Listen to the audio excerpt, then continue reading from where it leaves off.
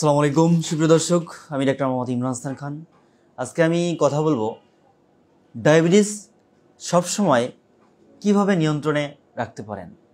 Diabetes সবসময় নিয়ন্ত্রণে রাখার কিছু এক্সারসাইজ বা কৌশল নিয়ে একটু আলোচনা করি। দর্শক, আমরা সচরাচর দেখতে পাই এখন প্রত্যেকটা পরিবারে ডায়াবেটিসের রোগী, কারণ ডায়াবেটিসের রোগী ছড়িয়ে গেছে। এখন এই ডায়াবেটিসকে আমি কীভাবে সবসময় নিয়ন্ত্রণে রাখবো? দর্শক, এটা কিন্তু খুবই একটা গুরুত্বপূর্ণ জিনিস। এটা আমি আপনাদেরকে একটু বলি। আমরা কিন্তু একটা ডায়াবেটিসের রোগী আসলে আমরা তাদেরকে অ্যাডভাইস দিয়ে থাকি যে আপনাকে ব্যায়াম করবেন, রেগুলার এক্সারসাইজ করবেন। এটা আমরা সবসময় তাকে উপদেশ দিয়ে থাকি। হ্যাঁ, ব্যায়াম করলে ডায়াবেটিস নিয়ন্ত্রণে থাকে, কিন্তু কীভাবে আমরা সবসময় ডায়াবেটিসকে নিয়ন্ত্রণে রাখতে পারি সেটা নিয়ে আমি আজকে আপনাদের মাঝে আলোচনা করব।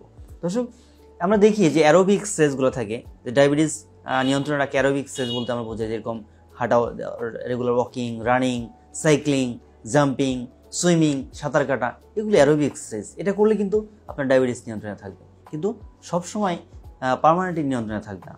পার্মানেন্টলি নিয়ন্ত্রণে থাকতে হলে যে কাজটা করতে হবে সেটা হচ্ছে মাসেল স্ট্রেংথেনিং এক্সারসাইজ বা মাসেল বিল্ডিং এক্সারসাইজ। এখন এই মাসেল স্ট্রেংথেনিং এক্সারসাইজটা হচ্ছে কি, যেটা হচ্ছে শক্তি দিয়ে এক্সারসাইজগুলো করা, লিফটিং এক্সারসাইজ। যেরকম আমরা যে ধরো এক্সাম্পল, যেরকম ডাম্বেল, এই ডাম্বেলটা দিয়ে যদি আমি এক্সারসাইজ করি, রেজিস্ট্যান্স স্ট্রেংথেনিং এক্সারসাইজ, আমি যে মাসেলের স্ট্রেংথ করব বা বিল্ড আপ করব, এটা কিন্তু করতেছি বাইসেপসের, দেন স্ট্রেন্থ সোজা করতেছি ট্রাইসেপস। এই যে মাসেল বিল্ড আপ স্ট্রেংথেনিং এক্সারসাইজগুলো যদি আমি করি, তাহলে কিন্তু আমার পার্মানেন্টলি বা সব সময়ের জন্য আমার ডায়াবেটিস নিয়ন্ত্রণে থাকবে। কী জন্যে? কারণ হচ্ছে আমরা যে ডায়াবেটিস, আমাদের বডিতে যে সুগার লেভেল বেড়ে গেলেই কিন্তু আমরা ডায়াবেটিস তাকে বলে থাকি। সুগার লেভেল বেড়ে গেলে আমরা কিন্তু ইনসুলিন দিই, তাই না? ইনসুলিনের কাজ কি? সুগার লেভেলকে কমিয়ে রাখা।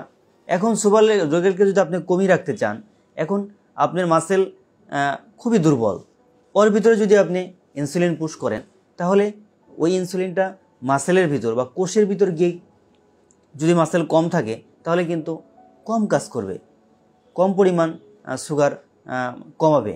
কিন্তু আপনি যদি মাসেল বিল্ড আপ এক্সারসাইজ করেন, তখন যদি আপনি ইনসুলিন দেন, তাহলে কিন্তু আপনার মাসেল বেশি থাকবে। ওর ভিতরে যদি আপনি ইনসুলিন দেন, তাহলে কিন্তু অনেকগুলো মাসেলে ছড়িয়ে যাবে ইনসুলিনটা। তাহলে আপনার ইনসুলিন লেভেল, রক্তে সুগার লেভেলটা কম থাকবে, বেশি পরিমাণে কম থাকবে। কারণ আপনি যদি এক্সারসাইজ করার আগে মাসেল বিল্ড আপ না করে যদি ওর ভিতরে ইনসুলিন দেন, ধরেন 500 কোর্স থাকলো, ওর ভিতর দেন, তাহলে ওই পরিমাণ কাজ করবে। আর যদি মাসেল বিল্ড আপ হয়, আপার লিম্ব, লোয়ার লিম্বের মাসেল যদি বিল্ড আপ করেন, তাহলে কিন্তু ওর ভিতরে যখন ইনসুলিন দিবেন, তাহলে কিন্তু আপনার দীর্ঘ সময়ের জন্য আপনার মাসেল স্ট্রেংথ ভালো থাকবে, আপনার সুগার লেভেল, ডায়াবেটিসের সুগার লেভেল কম থাকবে। কারণ আপনি রেগুলার একদিন 2 দিন এক্সারসাইজ করতে পারতেছেন না, আপনার ডায়াবেটিসের যে সুগার লেভেলটা সেটা কিন্তু হঠাৎ করেই বেড়ে যাবে না, দেখবেন যে নিয়ন্ত্রণে থাকবে। আর যদি আপনি এই মাসেল বিল্ড আপ এক্সারসাইজ না করে রেগুলার ওয়াকিং করেন, হাঁটেন, দৌড়ান, সাইকেলিং করেন, দেখবেন যে এটা যেদিন করবেন তখন তারপরে মাপবেন, দেখবেন যে কম। কিন্তু আবার 1 দিন 2 দিন 3 দিন না করবেন না, ওয়াকিং এই অ্যারোবিক এক্সারসাইজগুলো করবেন না, দেখবেন যে আগের পজিশনে চলে গেছে। সো আপনারা মাসেল বিল্ড আপ বা মাসেল স্ট্রেংথেনিং এক্সারসাইজগুলো যদি করেন, তাহলে আপনার সব সময়ের জন্য ডায়াবেটিস নিয়ন্ত্রণে থাকবে।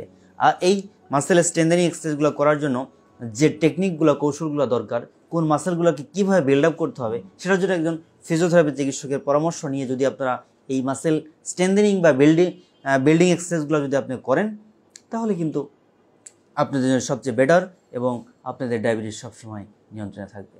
দর্শক, আশা করি আমার ভিডিওটা খুবই ভালো লাগবে। আপনারা ভালো থাকুন, সুস্থ থাকুন, ডায়াবেটিস মুক্ত থাকুন, এই কামনা। আজকে এ পর্যন্ত।